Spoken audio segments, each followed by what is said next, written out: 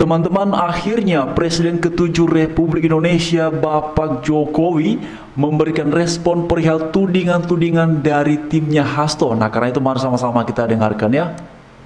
Kemarin kan nama Bapak disebut ini dari Pak Hasto mempunyai bukti video-video terkait Bapak dan akan mengeluarkan video-video itu sebagai senjata, itu gimana Pak? Pak Jokowi senyum ini.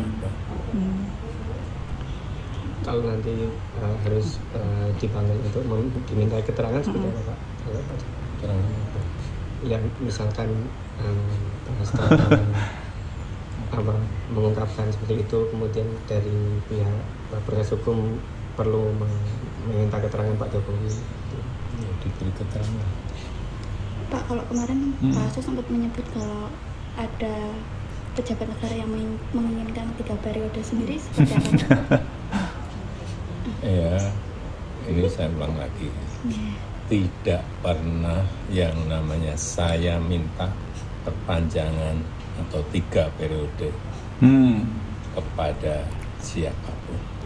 Tanyakan saja ke Ibu Mega atau tanyakan saja ke Mbak Puan. Ini nantangin ya. Partai-partai. Kapan, di mana, atau siapa yang saya utus? Enggak pernah ada. Ya, tegas. Yang menjadi framing jahat seperti itu. Enggak baik. Merugikan ya Pak ya? Selama ini seperti apa Pak dengan adanya framing seperti itu Pak? Biasa. Oke, siap. Ya, Siap. Terima kasih Pak.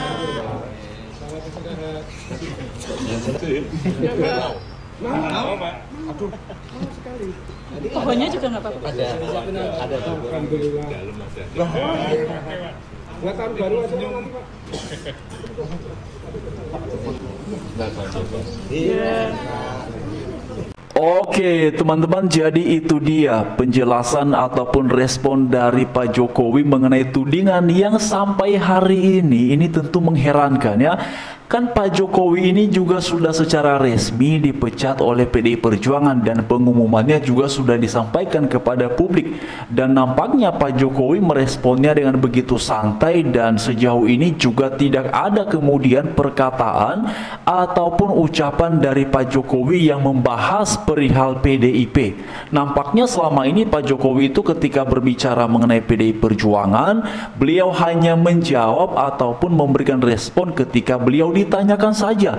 Namun yang menjadi mengherankan adalah Pak Jokowi ini yang sudah resmi dipecat oleh PDI Perjuangan kok masih saja diributin.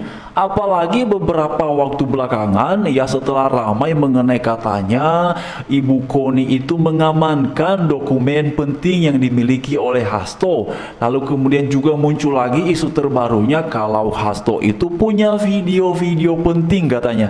Salah satu diantaranya seperti yang juga tadi sudah kita dengarkan dalam video, yang mana ada wartawan yang bertanya kepada Pak Jokowi mengenai hal tersebut. Bahkan isu yang nampaknya sudah lama dilupakan oleh masyarakat mengenai katanya Pak Jokowi minta 3 periode, ini juga kembali ditegaskan dan dijawab secara lugas oleh Pak Jokowi. Silakan saja kata beliau, tanyakan kepada Bu Mega, tanyakan kepada Mbak Puan, tanyakan kepada partai-partai kapan dan di mana.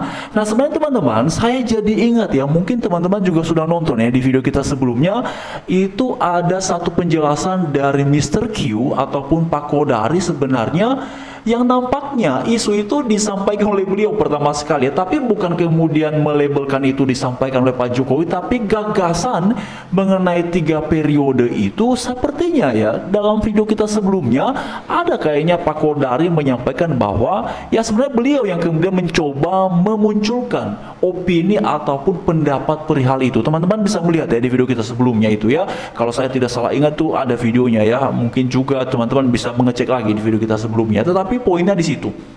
Jadi ketika tadi ada wartawan yang bertanya kepada Pak Jokowi mengenai isu itu, Pak Jokowi kan kemudian dengan mimiknya yang nampaknya tidak terbeban, nampaknya juga santai sekali, dan kemudian juga beliau menyampaikan bahwa itu tidak baik yang membangun framing-framing jahat seperti itu. Nah ini memang bagaimana ya teman-teman, sepertinya yang tidak move on ini ya adalah PDIP kepada Pak Jokowi ya.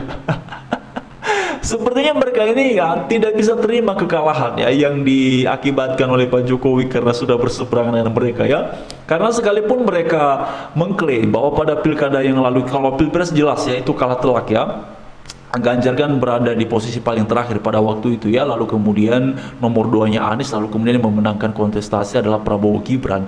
Tapi begini teman-teman sekalian, pada pilkada yang lalu itu kan sekalipun ya pihak dari PDI Perjuangan kan mengklaim mereka juga mengalami peningkatan signifikan, katanya sih di tengah-tengah berbagai macam serangan mereka seolah-olah sendirian ya, tetapi mereka masih bisa memenangkan banyak daerah di Indonesia ini ya. Tapi sebenarnya juga tidak bisa dipungkiri bahwa kalau kita bicara mengenai, tentu semua daerah punya kontribusi besar ya untuk sebuah kontestasi baik itu pilkada maupun pilpres itu dimenangkan. Tapi kita juga tidak bisa menafikan bahwa Pulau Jawa itu menjadi daerah yang paling sekali diincar ketika ada pilpres. Ya, itu Jawa Timur, Jawa Barat, Jawa Tengah, itu kan angka-angka pemilihnya tinggi sekali. Ya, itu kan puluhan juta ya, 30-an juta teman-teman ya. Jadi 3 daerah ini saja, Jawa Timur, Jawa Tengah itu punya kontribusi suara yang sangat tinggi sekali. Tanpa mengabaikan kontribusi suara dari pihak lain ya, dari daerah-daerah lain tentu itu semua suaranya satu suara saja ini kan sangat diperhitungkan sekali. Tapi maksud saya adalah kalau kita bicara mengenai data statistiknya, mayoritas pemilih itu ada di 3 basis ini. Jawa Timur, Jawa Tengah, Jawa Barat. Nah ternyata pada pilkada yang lalu itu dimenangkan oleh kandidat yang nampaknya didukung oleh Pak Jokowi. Bahkan kalau kita ingat kembali mengenai analisa dari Mas Adi Prayitno ya, pada pilkada yang lalu itu beliau menyampaikan bahwa pasangan Khofifah Emil itu kerap kali mengidentikan diri dengan Pak Jokowi. Ya, lalu kemudian pula dengan yang ada di Jawa Tengah ya.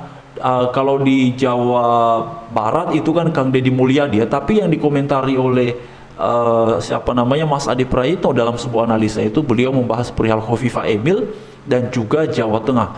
Jadi memang pada akhirnya tidak bisa dipungkiri bahwa berseberangnya Jokowi dengan PDIP ini pada pilkada yang lalu ikut memberikan dampak terutama yang di Jawa Tengah, Jawa Barat, Jawa Timur. Jadi memang teman-teman sekalipun kemudian mereka mengklaim, tapi kan mayoritas basis pemilih itu ada di Jawa Tengah, Jawa Timur, dan Jawa Barat. Juga di Sumatera Utara yang dimenangkan oleh Bobi Nasution. Jadi inilah yang kemudian saya pikir membuat PDIP tidak bisa move on ya, tidak bisa move on dengan langkah-langkah politik Pak Jokowi yang membuat mereka tidak bisa diabaikan bahwa telah kalah. Ya, apalagi sekarang dengan posisinya Gibran sebagai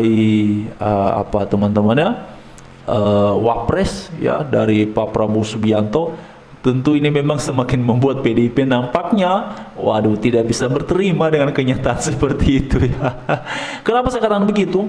Ya harusnya kalau memang sudah bisa berterima, sudah bisa move on ya, jangan bahas-bahas lagi Pak Jokowi lah. Ini sedikit Jokowi lagi ya, sedikit-sedikit Jokowi lagi, kasus Hasto Jokowi lagi. Nah bagaimana itu ya?